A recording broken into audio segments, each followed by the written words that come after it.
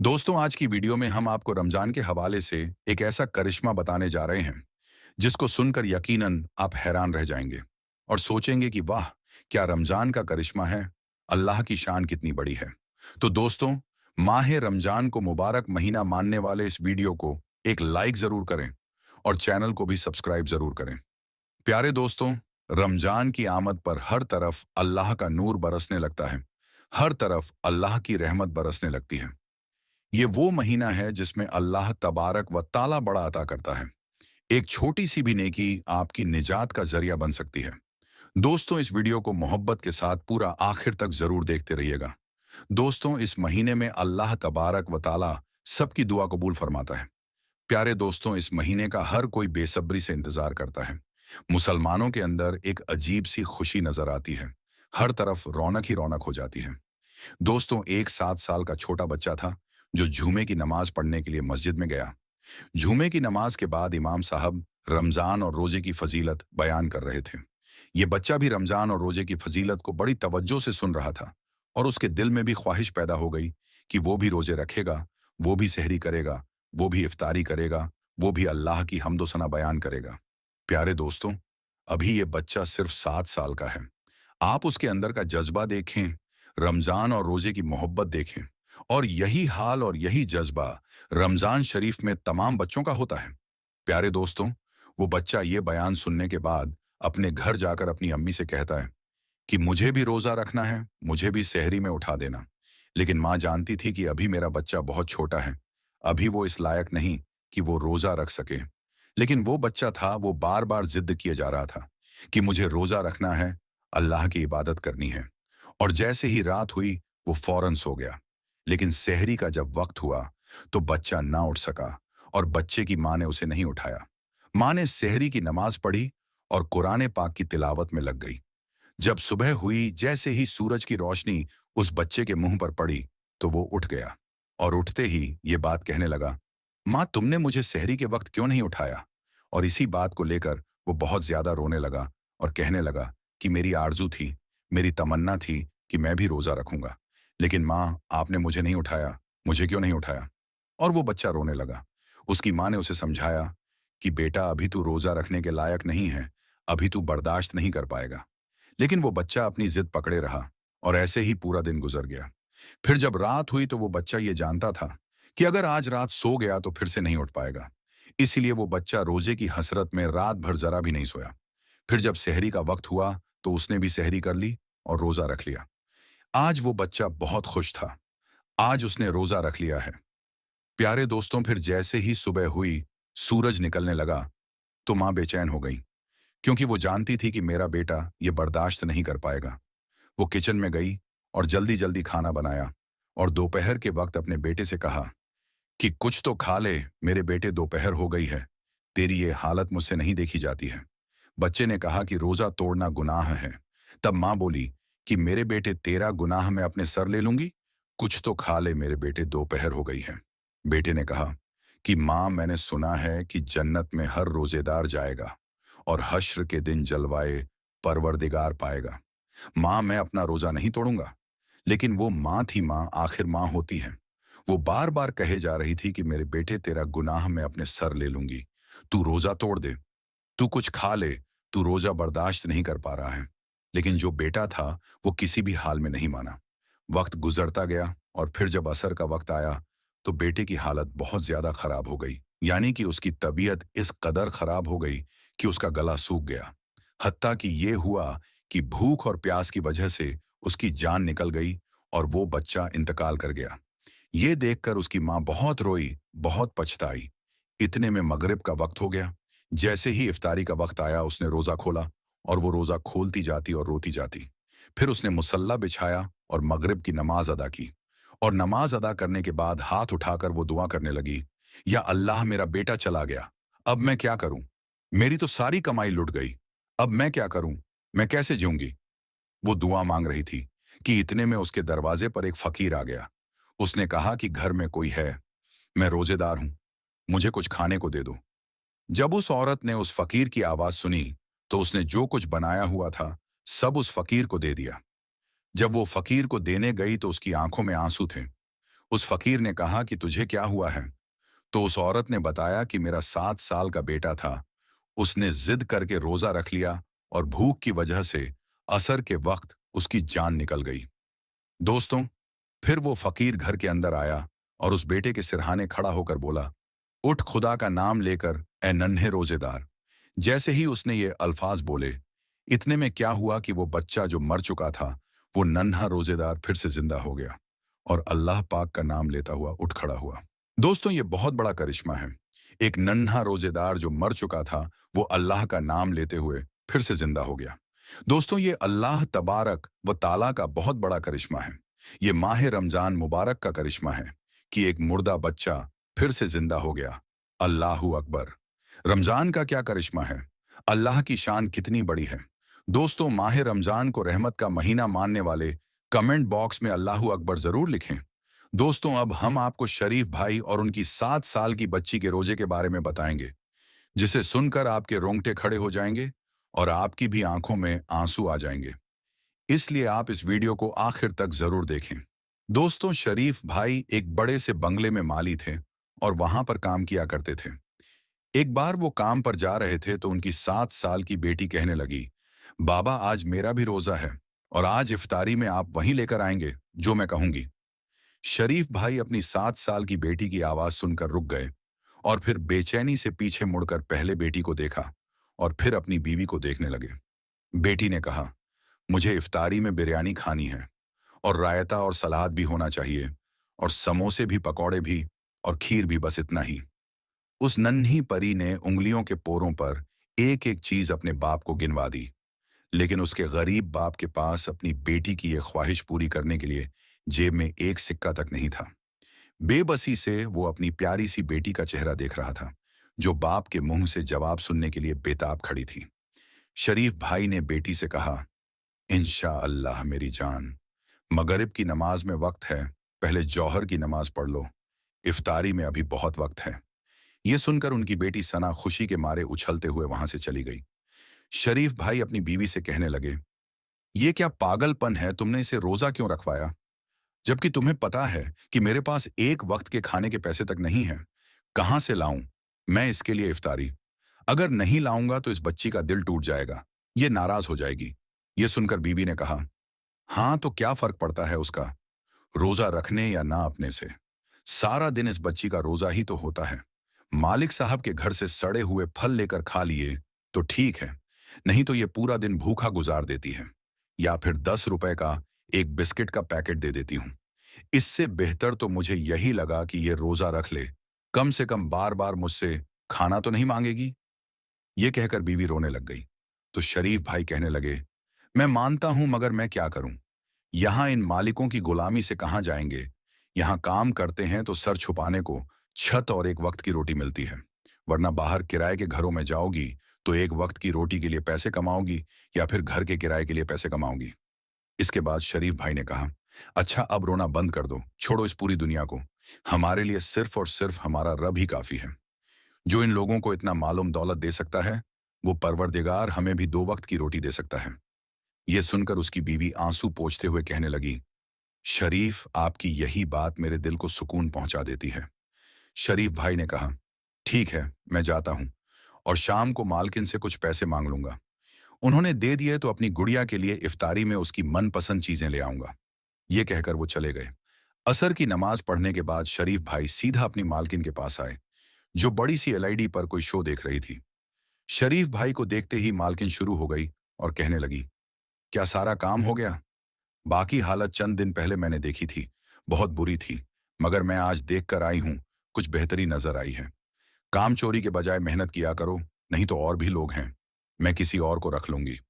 तो शरीफ भाई कहने लगे, नहीं नहीं, मैं बहुत मेहनत कर रहा हूं, खुदारा ऐसा मत करो। शरीफ भाई तो वहां से निकल जाने सुनकर भी कांप जाते थे कि इस घर की चार दीवारी से निकलकर कहां जाऊंगा। वो सर झुकाए खड़े हुए थे। तो मालकिन कहने लगी, अब जाओ, यहां से मुंह उठाकर क्यों खड़े हो गए? तो शरीफ भाई कहने लगे, बेगम साहिबा, वो आज मेरी बेटी सना का रोजा है। आपको तो पता है, मैं और मेरी बीवी तो आपकी तरफ से मिलने वाली इफ्तार से रोजा खोल लेते हैं, मगर वो बच्ची है, पहले रोजे की खुशी में उसने मुझसे कुछ पर फरमाइशें की हैं। उसे इफ्तार में उसकी मनपसंद की चीजें चाहिए। मगर बेगम साहिबा, मेरे पास जेब में 1 रुपए तक नहीं है, इसलिए आप मेहरबानी करके मुझे आज कुछ पैसे दे दो, तो मैं अपनी बेटी के लिए। अभी उन्होंने इतना ही कहा था कि इतने में मालकिन उनकी बात को बीच में काटते हुए कहने लगी, तुम एक काम क्यों नहीं करते कि तुम यहां आकर हमारे बंगले में रहने लगो, और हम तुम्हारी जगह सारे काम भी कर दिया करेंगे, और जो एक कमरा तुम्हें रहने के लिए दिया है वहां हम रह लेंगे। अब की बार मालकिन के लहजे में बदतमीजी का भी असर था। वो कहने लगी, जब देखो इस काम के लिए पैसे चाहिए, उस काम के लिए पैसे चाहिए। अगर बेटी की रफ्तारी के लिए तुम्हारे पास पैसे नहीं थे तो उसे रोजा क्यों रखवाया? अभी उसे पानी पिलवाकर रोजा खुलवा दो, मगर बेटी का रोजा रखवाकर हम पर एहसान मत करो। उस दिन पैसे दिए थे तुम्हारी बेटी के इलाज के लिए, अब और उम्मीद मत रखो और जाओ यहां से। शरीफ भाई आंखों में नमी लिए बाहर आ गए, जबकि मालकिन गुस्से से सर झिड़कती हुई वापस सोफे पर जाकर बैठ गई और शो देखने लगी। शरीफ भाई वहां से आने के बाद बेहद उदास थे, लेकिन उन्होंने अपनी बेटी को प्यार से समझाने की कोशिश की। बेटी ने कहा, बाबा, आज आप मेरे लिए तेरी इफ्तारी में वो सब कुछ नहीं लेकर आए जो मैंने आपसे कहा था। तो शरीफ भाई ने कहा, मेरी बेटी, हम सादगी से इफ्तारी करेंगे, जैसे कि हमारे प्यारे नबी हजरत मोहम्मद मुस्तफ़ा सल्लल्लाहु अलैहि वसल्लम किया करते थे। प्यारे नबी पाक हजरत मोहम्मद मुस्तफ़ा सल्लल्लाहु अलैहि वसल्लम का नाम सुनते ही बेटी की आंखें खुशी और तजस्सुस से चमक उठीं। वो बोली, बाबा, क्या सच में हमारे प्यारे नबी पाक सल्लल्लाहु अलैहि वसल्लम सादगी से इफ्तारी करते थे? और वो क्या क्या खाते थे इफ्तार में? बेटी के चेहरे की चमक देखकर मां भी मुस्कुराने लगी। शरीफ भाई ने अपनी बेटी से कहा, जी मेरी बेटी, हमारे प्यारे नबी हजरत मोहम्मद मुस्तफ़ा सल्लल्लाहु अलैहि वसल्लम बिल्कुल सादगी के साथ शहरी और इफ्तारी करते थे। खाने में उनकी पसंदीदा चीज खजूर थी, और इसके अलावा उनको जो भी मिल जाता, अल्लाह का लाखों शुक्र अदा करते हुए बाखुशी खा लेते थे। बल्कि कई बार तो हमारे प्यारे नबी सल्लल्लाहु अलैहि वसल्लम इफ्तारी में सिर्फ खजूरें खा लेते और कई बार भूखे रह जाते, लेकिन कभी नाशुक्री नहीं करते, बल्कि अल्लाह के शुक्रगुजार रहते। बाप की बातें सुनते हुए बेटी सना मुस्कुरा रही थी। वो कहने लगी, ठीक है बाबा, मैं भी आज सादगी के साथ रोजा खोलूंगी और अल्लाह पाक का शुक्र अदा करूंगी। शरीफ भाई ने उसकी बात सुनते हुए गहरा सांस लिया और झुककर अपनी लाडली बेटी का माथा चूमा। दोस्तों, शरीफ भाई ने अपनी बेटी को समझा दिया कि हम सादगी से इफ्तार करेंगे, और बेटी मान गई। शरीफ भाई की बीवी, जिनका नाम सलमा था, वो भी ये सब कुछ सुनकर मुस्कुराने लगी और उठ खड़ी हुई, क्योंकि उन्हें घर की मालकिन के साथ इफ्तारी तैयार करने में मदद करनी थी। सलमा ने मालकिन से कहा, बेगम साहिबा, आज बहुत गर्मी है, लाएं मुझे दे दे, मैं खाना बना देती हूँ। तो मालकिन, जो उस वक्त गर्मी में किचन के चूल्हे के सामने खड़ी थी और बिरयानी बना रही थी, वो कहने लगी, नहीं, मैं खुद कर लूंगी, बड़ी मेहरबानी तुम्हारी। दरअसल तुमसे पहले जो मेरी काम वाली थी, मैं भी खाना उससे बनवा लिया करती थी। मगर फिर कुछ वक्त के बाद उसने किचन में चोरी करना शुरू कर दी। कभी सालन चुराकर डिब्बे में भरकर ले जाती, तो कभी फ्रिज से गोश्त वगैरह चुरा लेती थी, और कभी मसालों के डिब्बों से मसाले चुरा कर ले जाती थी। बस मैंने फिर उसे काम से निकाल दिया, और उस दिन के बाद मैं किसी पर भरोसा नहीं करती, खाना खुद ही बनाती हूँ। सलमा उसकी बात अच्छे से समझ गई और उसे उसके हाल पर छोड़ती हुई वहां से निकल आई। बिरयानी बनाते बनाते अचानक मालकिन का मोबाइल बजा, और वो जो बिरयानी को दम पर रखने वाली थी, उसे वैसा का वैसा छोड़कर मोबाइल पर बात करते हुए किचन से बाहर निकल आई और यहां से वहां टहलते हुए बात करने लगी, और इस बात से अनजान हो गई कि किचन में चूल्हे पर रखी बिरयानी की डेगची में छत से छिपकली गिर चुकी थी। फोन पर बात करने के बाद वो वापस किचन में आई और मोबाइल पर नजरें टिकाए बहन का नंबर मिलाते हुए डेगची में चमचा घुमाने लगी और मिक्स करने लगी। वो इस बात से अनजान थी कि छिपकली का जहर पूरे खाने में मिल चुका है। मगरिब की अजान होने वाली थी, और वो मालकिन, उसका शौहर और उसकी बेटी नैना सब इफ्तारी करने में मशगूल हो गए, जबकि शरीफ भाई और उनकी बीवी और बेटी किचन में बैठे उनके खाना खत्म करने का इंतजार करने लगे, क्योंकि उनसे बचा खुचा खाना ही इनको मिलता था। इतने में मालकिन का शौहर कहने लगा कि इनको, यानी शरीफ के घर वालों को, अंदर से बुलाकर खाना निकाल कर दे दो, आज उस बच्ची का भी रोजा है। तो मालकिन ने कहा, आपको कितनी बार कहा है, मेरे मामलात में दखलंदाजी मत करो, मुझे अच्छे से पता है कि इन नौकरों को कैसे उनकी हद में रखना है। अगर आज उनके साथ अच्छाई करूंगी, तो कल को ये सर पर बैठकर नाचेंगे। मुझे अच्छे से पता है। आप खामोशी के साथ अपना खाना खाएं। यह सुनकर उसके शौहर ने अफसोस में सर हिलाया। इतने में बेटी नैना, जो बिरयानी खा रही थी, वो कहने लगी, आज तो मम्मा का सारी बिरयानी खाने का इरादा है। यह सुनकर मालकिन ने अपनी बेटी की तरफ देखा, जो पूरी प्लेट बिरयानी खा चुकी थी। तो मालकिन ने कहा, सलमा अंदर से और बिरयानी लेकर आओ मेरी जान के लिए। मालकिन की आवाज पर सलमा ने जैसे ही डेगची का ढक्कन खोलकर उसे चमचे से हिलाया, तो उसकी आंखें फटी की फटी रह गईं कि डेगची के अंदर एक छिपकली मरी हुई पड़ी थी। वो उसका ढक्कन जमीन पर फेंकती हुई बाहर निकल आई। बाहर आकर देखा तो मालकिन की बेटी नैना अपने गले को दोनों हाथों से पकड़े हुए अम्मा को पुकार रही थी और उसके मुंह से झाग निकल रहे थे। ये देखकर मालकिन अपनी बेटी से कह रही थी, नैना, नैना मेरी बच्ची, क्या हुआ है? तमाम नौकर जमा हो गए। सलमा ने कहा, बेगम साहिबा, बेगम साहिबा, बिरयानी की डेगची में छिपकली मरी हुई है। सलमा की बात सुनकर उन्हें ऐसा लगा जैसे उनके पैरों के तले से जमीन निकल गई है। मालकिन के शौहर ने वक्त को खराब किए बगैर अपनी बेटी को गोद में उठाया और वो सब उसे अस्पताल की तरफ लेकर भागे, जहां नैना का मैदावास किया गया। डॉक्टर्स का कहना था कि उसकी हालत अभी भी खतरे में है। रोते रोते 2 बार मालकिन बेहोश हो चुकी थी, जिसे सलमा संभाल रही थी। नैना के कमरे के बाहर 7 साल की बच्ची सना बैठी हुई थी और उसकी सेहत के लिए अल्लाह से दुआ मांग रही थी, जबकि शरीफ भाई मालकिन के शौहर के साथ भाग दौड़ करने में लगे हुए थे। मालकिन ने डॉक्टर से कहा, डॉक्टर, मेरी बेटी कैसी है? तो डॉक्टर बोला, सच बोलूं तो जब आप लोग इस बच्ची को यहां लेकर आए थे, तो उसकी हालत को देखते हुए उसका बचना मुश्किल लग रहा था, लेकिन पता नहीं कैसे वो खतरे से बाहर है। बहुत मुबारक हो। ये कहकर डॉक्टर वहां से चला गया, जबकि मालकिन सिसक सिसक कर रोते हुए सजदे में गिर पड़ी। तो उसका शौहर कहने लगा, आज कैसे तुम्हें अपनी बेटी की तकलीफ महसूस हो रही है? देखा ना, औलाद की तकलीफ कैसे इंसान को बेबस बना देती है। मगर तुम्हें क्या? तुम्हें तो सिर्फ अपनी बेटी की तकलीफ महसूस होती है। इस बच्ची को देखो, जो कमरे के बाहर बैठी सूखे लबों के साथ बिना इफ्तारी किए तुम्हारी बेटी के लिए दुआ मांग रही है। ये वही बच्ची है जिसके बाप ने आज इफ्तारी के लिए तुमसे पैसे मांगे थे। ये वही बच्ची है जो तुम्हारी इफ्तारी का इंतजार कर रही थी, ताकि तुम्हारा पेट भरने के बाद वो अपनी भूख को मिटा सके। लेकिन तुम्हें क्या, तुम्हें खुदा का खौफ बिल्कुल नहीं आता इन पर ऐसा जुल्म करते हुए? जैसी तकलीफ आज तुम्हें हुई है, ऐसी ही तकलीफ आज शरीफ भाई और सलमा भाभी को अपनी बेटी को भूखा बैठे देखकर हुई होगी। जब तुम अल्लाह के बंदों पर रहम करोगी, तो अल्लाह भी तुम पर रहम करेगा। अल्लाह के बंदों को तकलीफ पहुंचाओगी, तो खुद भी तकलीफ सहने के लिए तैयार रहना। मुझे लगता है कि शायद अल्लाह ने इस बच्ची की दुआ सुन ली है, जो रात के इस पहर भी बिना रोजा खोले भूखी प्यासी अपने रब से तुम्हारी बेटी के लिए दुआएं मांग रही है। मालकिन जमीन पर सख्ते की हालत में बैठी रही। उसका दिमाग सुन्न हो चुका था, जबकि ये सब बातें बहती हुई आंखों के साथ रोते हुए दीवार से टेक लगाएं। शरीफ भाई और उनकी बीवी सलमा भी सुन रहे थे। 15 मिनट सख्ते की अंदाज में बैठने के बाद वो वहां से उठी और बेजान होते हुए कदमों को घसीटते हुए 7 साल की सना के पास आई, जो कमरे के बाहर दोनों हाथ दुआ के लिए उठाए बैठी थी और कह रही थी, नैना ठीक हो जाएगी। ये सुनकर मालकिन कहने लगी, बेटी मुझे माफ कर दो, मैं बहुत जालिम हूं। मेरे किए गए हर जुल्म के लिए मुझे माफ कर दो। सना को अचानक सीने से लगाते हुए मालकिन एक बार फिर से रो पड़ी। तो सलमा कहने लगी, नहीं बेगम साहिबा जी, आप क्या कह रही हैं? आपको माफी मांगने की कोई जरूरत नहीं है।